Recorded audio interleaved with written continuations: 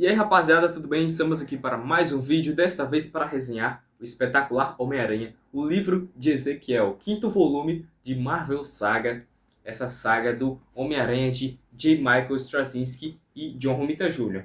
Então, estamos resenhando todos os volumes aqui no canal, já deixa seu gostei e se inscreve no canal para não perder nenhum conteúdo, tá bom? Sempre vídeo sobre quadrinhos e, claro, os próximos volumes à medida que eu for lendo, eu resenho aqui no canal. Gente, começamos esse encadernado com Spider-Man, também Spider-Man 503. Lembrando que voltamos à numeração original no volume passado, com uma história que é consequência dos atos do volume passado. Aquela luta do Doutor Estranho com o Dormammu, Homem-Aranha atrapalhou, né? Fez besteira como sempre. Então, em meio a isso, uma entidade foi chamada, foi libertada, melhor dizendo, esse espírito, juntamente com o Dormammu. E essa perturbação causa um alarde por toda Asgard, inclusive o Loki. O Loki, que vai ser um personagem central nessa história, tá? E olha só essa referência ao Jack Kirby na arte, né? O John Romita faz várias referências ao Jack Kirby ao longo dessa run com o Homem-Aranha. E o Loki, ele sente essa perturbação, escapa de Asgard, vai investigar. Acontece que a filha dele foi possuída por esse espírito e o Homem-Aranha, de alguma maneira, estava relacionado também, porque ele estava lá no meio, né? Vamos dizer que foi ele que, entre aspas, libertou esse espírito. Então o espírito veio para conceder poderes a ele. Faz esse convite maléfico. E o Homem-Aranha e o Loki, eles têm que agir juntos nessas circunstâncias. Agir juntos. Isso vai ser muito interessante porque tem esses momentos de diálogo entre os dois que é bem engraçado. O Loki todo sisudo, todo, digamos que, ignorante aos meios de Midgard, a forma como as pessoas falam. E o Homem-Aranha todo aquele jeito do Queens, de Nova York, de falar. Enfim, com gíria e tudo mais. Isso é engraçado de ver. E, reforçando, Homem-Aranha está cada vez mais enfrentando inimigos míticos, inimigos sobrenaturais nas suas histórias ultimamente.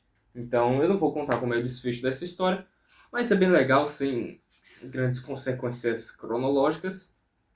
Mas é uma história legal, com arte do John Romita Jr., que, novamente, grande artista. Aí você tem uma história, one shot novamente, mostrando o quanto que o Straczynski sabe trabalhar a história do one shot, tá? E essa história aqui, ela é escrita, se não me engano, só pelo Straczynski, não tem participação da Fiona Avery. Não, tem sim, tá? Essas três primeiras histórias do encadernado tem participado da Fiona Avery, que no vídeo passado eu fiquei devendo, né? Mas enfim, ela é uma autora que trabalhou com Straczynski em Babylon 5, aquela série que, enfim, é do Straczynski. E aqui ela participa também, né? Foi convidada. E aí você tem uma história muito introspectiva, muito voltada para Mary Jane, que tenta essa entrevista de emprego, né? Ela quer participar de um filme. Ela foi convidada para fazer essa entrevista para participar de um filme, só que ela não consegue. Ela não consegue, o meio artístico acha que ela não é uma atriz muito boa, que é simplesmente uma daquelas atrizes que na verdade são modelos e aí querem entrar no meio, mas não tem tanto talento, né? E a Mary Jane começa a pensar isso de si mesma também. Ela passa a não ter tanto essa autoconfiança e você acompanha esses temores da Mary Jane. É bem interessante, tá? Ao mesmo tempo que o Peter ele tem que lidar com não um super vilão, não um grande criminoso, mas um garoto. Um garoto que estava roubando bicicletas e que porta uma arma.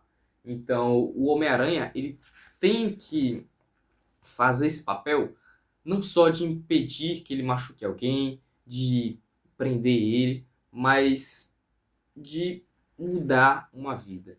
Eu acho que essa é uma daquelas histórias que mostram o quanto o Homem-Aranha é necessário para Nova York, necessário para a humanidade, talvez.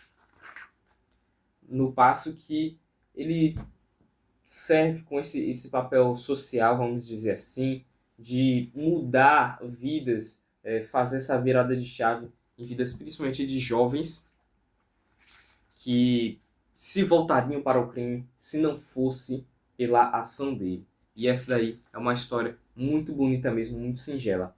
Aí chegamos ao arco principal do encadernado, que é o arco do livro de Ezequiel, em que tem até um errinho da Panini, tá? Porque é um arco em 3 partes. Aí, aqui no Amazing Spider-Man 506, eles colocam livro de Ezequiel, capítulo 1. Beleza. Aí no próximo, eles colocam livro de Ezequiel, capítulo 1 de novo. E aí, na terceira parte, eles colocam capítulo 2. Então, ficou esse erro aí da Panini, que eu percebi, mas nada demais também. A capa aqui do encadernado, bem bonita. E aí nós vamos acompanhar, finalmente, a origem dos poderes do Ezequiel. Quem é, de fato, Ezequiel Sims? O que ele quer com Peter? Como ele descobriu que tudo isso? E por que essas coisas estranhas estão acontecendo com o Peter Parker nos últimos anos, nas últimas edições que a gente acompanhou. E a gente vai acompanhar o passado do Ezequiel. Gente, a partir daqui eu vou tomar a liberdade de falar spoilers, porque senão não tem como comentar essa história. E inclusive de falar as coisas que me incomodaram um pouco nessa história, tá? Seguinte, a gente acompanha aos poucos o fato de que o Ezequiel, ele forjou, a gente já teve algumas pinceladas em edições anteriores, mas ele, digamos que, forçou conquistar esses poderes de aranha, que são os mesmos poderes do Peter. Ao passo que tem toda essa relação sobrenatural, essa relação, digamos que, talvez metafísica, de que, e até antiga, de que existe um hospedeiro para os poderes da aranha.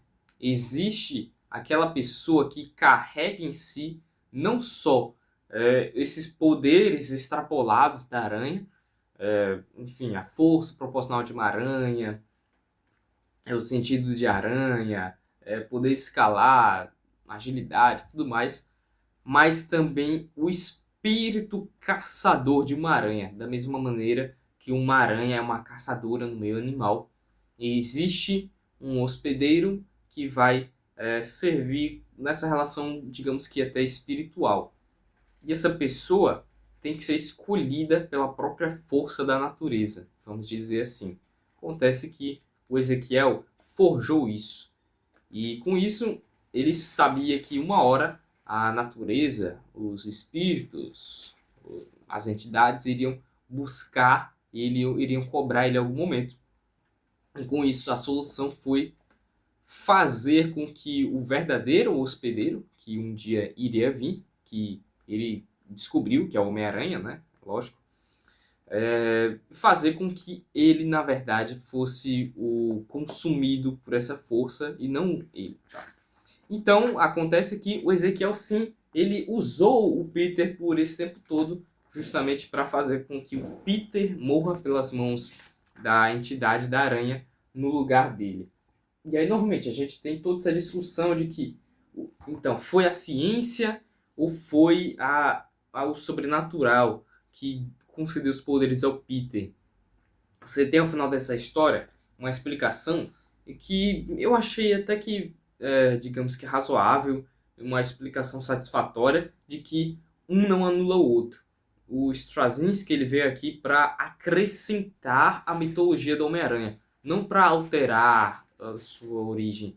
Tudo o que foi escrito antes, tudo o que veio desde a Amazing Fantasy número 15, ainda vale. Ainda é algo que tem esse peso que nada do que foi escrito vai alterar. Então, e até mesmo cronologicamente, acho que as pessoas se prendem muito ao que é cronologia e tal, mas mesmo cronologicamente, ele fala que, ou melhor, é dito, né, e deixa um pouco implícito também de que uma coisa pode muito bem existir, coexistir com a outra, e é só mais uma interpretação, tá? O problema é que o Ezequiel, ele falou que seriam 3, digamos, entidades, 3 desafios que ele iria sofrer até o desafio final, que é o da própria entidade da aranha que viria a ter ele. E aí, o Ezequiel ele até falou, né, que o pior dele seria a Shafra, que foi no volume 3. Gente, pelo amor de Deus, sabe? Começa no De Volta ao Lar um inimigo que é o Morlun, que é, poxa, ele chega a um ponto de que o Peter, ele reconhece que ele vai morrer. Ele reconhece que ele vai ser derrotado naquela vez, por mais que ele tente de tudo, ele vai tentar até o final. Mas ele sabe que ele vai morrer.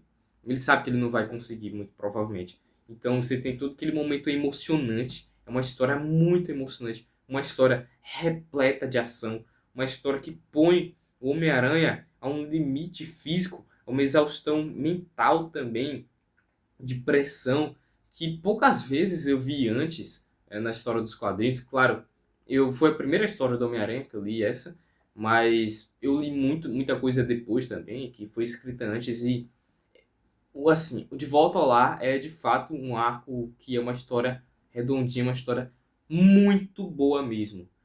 Aí, com o tempo, passam-se histórias legais, mas nada supera o início. Nada do que foi escrito até então, que eu li, supera o início da fase Straczynski. Isso se reflete nos vilões também. Você tem a Shafra, que foi um baita desafio, um desafio diferente, mas não se compara ao Morlun. E esse terceiro, gente, esse monstrengo é feito de aranhas aqui, que ataca Nova York. Aí o Peter tem esse sonho aqui. E aí, ó, as aranhas começam a se formar, e aí atacam o Homem-Aranha. Gente, isso aqui é ridículo, tá? Isso aqui é ridículo, é patético demais. Tanto que isso se resolve facilmente. E aí, como eu disse, né, o Ezequiel estava usando o Peter. Então, o Peter ele é derrotado por essa entidade, esse monstrengão aqui. E aí foi isso. O Peter foi derrotado. Agora ele vai ser morto, né? Você pensa que é isso. Só que não. Quando ele acorda no Peru, na América do Sul, que é onde teria que ser feito esse sacrifício e tal. Ou seja, o Ezequiel pegou o Peter dormente, colocou no seu jatinho particular, vamos dizer assim, levou ele até o Peru, foi isso, para fazer todos caramba. Mas é o seguinte, a entidade estava procurando assim, esse hospedeiro, né, vamos dizer, né, meio forçado, porque não deveria ir direto no Ezequiel, então. Ah, mas o Ezequiel não se expôs tanto. Beleza, vamos pensar nisso. Só que a entidade pegou o Peter. A entidade derrotou o Peter. E pro Ezequiel tomar posse do Peter, vamos dizer assim, ele teria que derrotar a entidade. E aí fica essa lacuna na história, na trama, que me incomodou um tanto, sabe? E aí o Peter, quando ele acorda, ele tá lá todo fodido e aí ele tem que confrontar o Ezequiel, né? E aí você vê o Ezequiel como um vilão dessa vez. Ezequiel, inclusive, que até tá no filme da Madame Teia, né? Um negócio nada a ver. Nada a ver com as histórias de quadrinhos. Mas eu nem assisti aquele filme. Mas, enfim.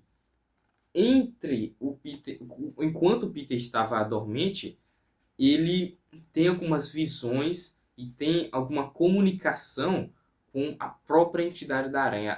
Vamos dizer que a entidade da aranha se comunica com ele de uma forma que, assim, eu não sei porquê, né? Eu não sei por que isso nunca aconteceu antes, não sei de que tal forma foi isso, já que o Peter não estava mais sob domínio da entidade, vamos dizer assim, ele estava sob domínio do Ezequiel, né? Mas a entidade explica para ele de um modo, assim, que é bem escrito, tá? Mas é um tanto expositivo, assim, ó, vamos final de explicar para o leitor aqui o que aconteceu, né? Nesse tempo todo. Então, você tem a explicação de que a aranha escolheu o Peter porque ele era uma pessoa que era um caçador sem presas. Como assim? Era uma pessoa que tinha uma raiva escondida em si por causa de todo o bullying que ele sofreu, por causa das injustiças que ele sofria na escola e tal. mas ao mesmo tempo ele tinha um coração bom e um coração forte, voraz. Por isso que ele foi escolhido naquele momento. Não de que assim, ele é um escolhido, como se fosse uma profecia assim, mas algo como meio situacional também, de que a aranha ela sofreu, ela foi irradiada, né, por causa daquele experimento, ou seja, aquele seria o momento da aranha passar seus poderes na sua geração. Né? Esse é o momento de escolher o hospedeiro agora.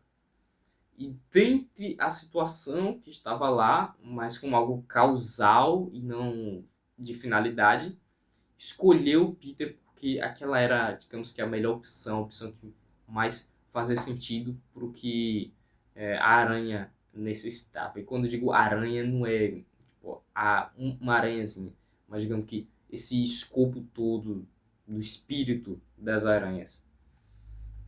Tá meio doido isso, tá meio doido. Assim, isso daí, para alguns pode ser uma explicação forçada. Eu fiquei satisfeito porque é algo que já foi até trabalhado antes nesse run. Quando o Peter fala, quando tem aquele massacre na escola, logo no começo, e, e aí ele descobre que o massacre foi feito por um ex-aluno. E aí ele pensa, caramba, se eu não tivesse tido a criação que eu tive, se eu não tivesse tido, digamos que a virada de chave que receber o poder das aranhas fez em mim, talvez eu tivesse me tornado como essa pessoa que tinha toda essa raiva dentro de si e explodiu da pior maneira possível. Enquanto que o Peter ele canalizou essa raiva para, na verdade, fazer algo bom e fazer algo significativo. Então, isso daí é interessante, tá? É uma visão interessante. E aí, enfim, tem um confronto. Olha que arte do John Romita Jr., meus amigos. Comenta aí só elogios ao John Romita Jr., por favor. E aí o Peter confronta o Ezequiel. Tá? E aí? E aí, eu já tô falando um monte de spoiler, né? Então, você tem essa splash page aqui que o John Romita Jr. faz várias vezes nessa série.